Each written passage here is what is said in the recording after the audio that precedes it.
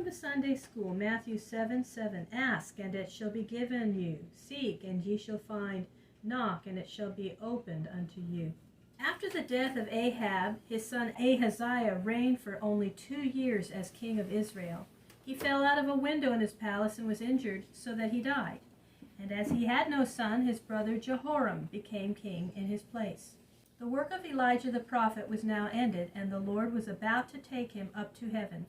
Elijah and Elisha went together to a place called Gilgal, not the place beside the river Jordan where the army of Israel was encamped under Joshua, but another place of the same name along the mountains, not far from Bethel. And Elijah said to Elisha, "Stay here, I pray you, for the Lord has sent me to Bethel." Elisha knew that Elijah would be taken from him very soon, and he said, "As surely as the Lord lives, and as your soul lives, I will not leave you." So Elijah and Elisha walked together to Bethel. At Bethel were living many worshippers of the Lord who were called sons of the prophets, because they followed the teaching of the prophets, and some of them became prophets themselves.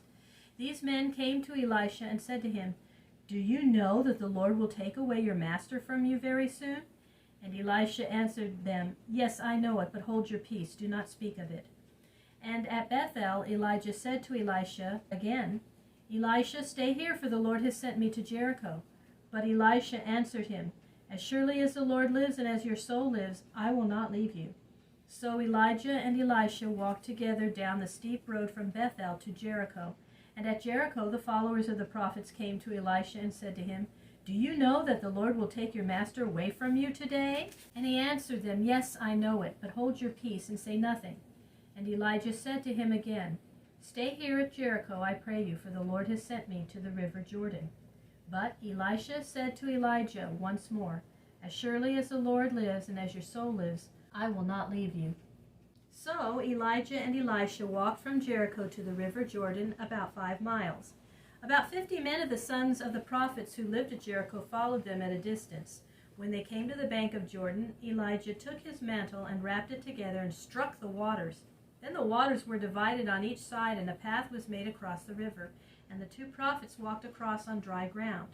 And as they walked, Elijah said, "Ask what I shall do for you before I am taken away from you." Elisha answered him, "All that I ask is that your spirit shall come upon me in greater power than comes upon any other man."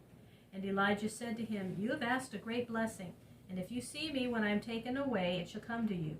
But if you do not see me, it shall not come."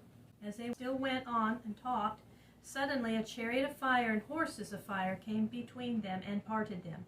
And Elijah went up in a whirlwind on the fiery chariot to heaven.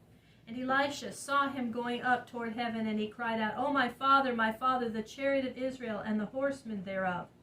He meant that in losing Elijah, the kingdom had lost more than an army of chariots and horsemen. After this he saw Elijah no more, but he caught up the mantle of Elijah which had fallen from him. With the mantle he struck the waters of Jordan, saying, "Where now is the Lord God of Elijah?" And as he struck the water with Elijah's mantle, it parted on either side, and Elisha walked across the Jordan. The sons of the prophets who were standing near the river had not seen Elijah go up, but now they saw Elisha walking through the river alone, and they felt that God had taken Elijah away. They said, "The spirit of Elijah now rests upon Elisha," and they came to meet him and bowed down before him as their chief.